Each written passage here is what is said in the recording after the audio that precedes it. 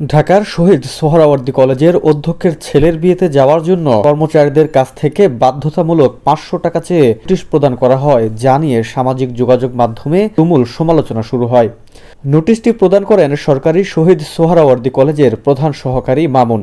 নোটিশে তার সিল ও স্বাক্ষর দেওয়া রয়েছে। কলেজের কর্মচারীদের কাছ থেকে নোটিশের মাধ্যমে বাধ্যতামূলক ৫০০ টাকা চাওয়ায় অধ্যক্ষ ডক্টর মোহাম্মদ মহসিন কবিরকে নানান সমালোচনার মুখে পড়তে হয়। নোটিশটিতে লেখা হয়, এত দ্বারা অত্র কলেজের সকল কর্মচারীর অবগতির জন্য জানানো যাচ্ছে যে আগামী ১২ জুলাই ২০২৪ তারিখ সন্ধ্যা ৭টায় নগরীর বেইলি রোডস্থ অফিসার্স ক্লাবে মাননীয় অধ্যক্ষ মহোদয়ের পুত্রর বিবাহোত্তর সংবর্ধনার আয়োজন করা হয়েছে।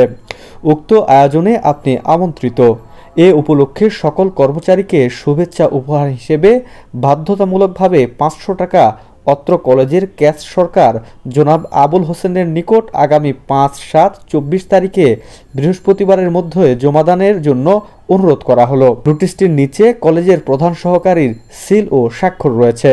কর্মচারীদের কাছ থেকে অধ্যক্ষর ছেলের বিয়ের জন্য টাকা চাওয়ার এই নোটিশটি সামাজিক যোগাযোগ মাধ্যমে ব্যাপকভাবে ছড়িয়ে পড়ে এবং সমালোচনার সৃষ্টি হয়। বিজ্ঞপ্তিতে স্বাক্ষর করা প্রধান সহকারী মামুনের কাছে টাকা চেয়ে নোটিশ দেওয়ার ব্যাপারে জানতে চাওয়া হলে তিনি বলেন, সামাজিক প্রথা হিসেবে এই টাকা চাওয়া হয়েছে, আপনারা কি টাকা দেন না? এ বিষয়ে সরকারি শহীদ সোহরাওয়ার্দী কলেজের অধ্যক্ষ অধ্যাপক ডক্টর মোহাম্মদ মহসিন কবির একাধিক গণমাধ্যমকে বলেন, আমি সকল কর্মকর্তা কর্মচারীকে কার্ড দিয়ে দাওয়াত দিয়েছি এবং সবাইকে মুখেও বলেছি কোনো উপহার সামগ্রী না আনার জন্য, কিন্তু হেড ক্লার্ক কেন এটা করলো বুঝলাম না।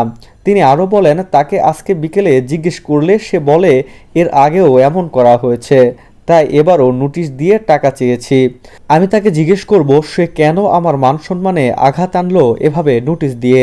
সামাজিক যোগাযোগ মাধ্যম সহ বিভিন্ন গণমাধ্যমে প্রচারের পর গতকাল শহীদ সোহরাওয়ার্দী কলেজের শিক্ষক কর্মকর্তাদের পক্ষ থেকে আরেকটি নোটিশে জানানো হয়, ৫০০ টাকা চেয়ে নোটিশটি অধ্যক্ষের সম্মান ক্ষুণ্ণ করার জন্য উদ্দেশ্য প্রণোদিতভাবে করা হয়েছে।